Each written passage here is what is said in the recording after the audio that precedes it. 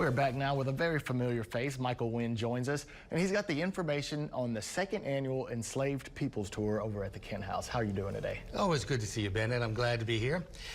What I was really surprised, we did this last February for Black History Month, is that there were some people who missed it, and there were people who went on the tour who wanted to do it again.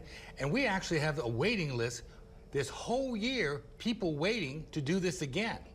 And the Enslaved People Tours at Kent House is all about not concentrating on the families that live there, but the enslaved people who live there. The people who actually built the house, created the bricks, cut the lumber, built the house. And their lives, of course, were vastly different and often horrible, always horrible. But it was a completely different life. So in our enslaved tours that we're giving during the month of February, we're actually talking just about the enslaved people and what they did and how it affected them. And there's so many interesting facets, from the food, and a lot of the food that we know today, everything from gumbo to kush and all sorts of things, was created by enslaved people. And that's what the focus of the tour is. And people have traveled as far away as from Mississippi coming here, and of course the eastern part of the state. This is a very unique experience during the month of February, and we're giving 4 scheduled tours. This Saturday, 1 o'clock, first come, first serve unless you reserve. Saturday, February 8th, 1 o'clock. Saturday, February 22nd, 1 o'clock, and a very, very special nighttime tour by candlelight. Oh, wow. On Saturday, 6 p.m. on February 15th.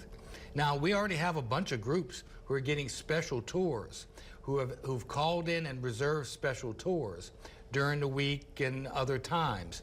And the public can do that as groups.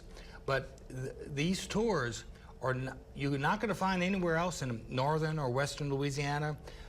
In fact, really nowhere else in Louisiana you're going to find tours as unique and as informative and as moving as this.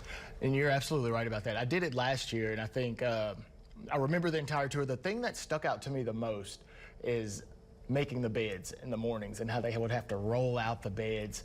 And I wanted to ask you this too. You know, you always have the people that say, oh, they were slaves. Why are you highlighting slaves? So why are we highlighting this, and why is it important for us to know this?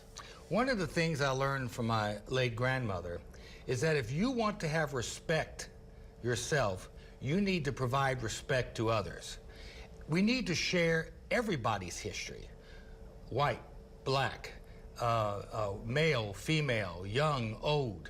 If we have a better understanding of our neighbors and the people we live with and deal with in the community, maybe, just maybe, we'll be better persons ourselves. It's great to learn about others. There's nothing more interesting to me than sitting down with somebody. As you know, I do lots of interviews for Sunlight Focus magazine. There's nothing more interesting than sitting down, opening my ears, and listening to someone else's story. Everybody has an interesting story if we're just willing to give a few minutes to listen to them. Everybody deserves respect. And these tours are providing respect, and the people who attend these tours are all sorts of people. Of course, white and black. Everybody wants to come and see these tours, and I recommend that if you're interested, your group or you are interested in participating in these tours, you better reserve a space in advance, because these are extremely popular.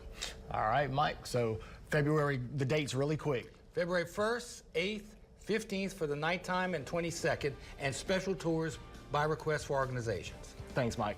Always a pleasure. Yes, sir. And we'll be back right after this break.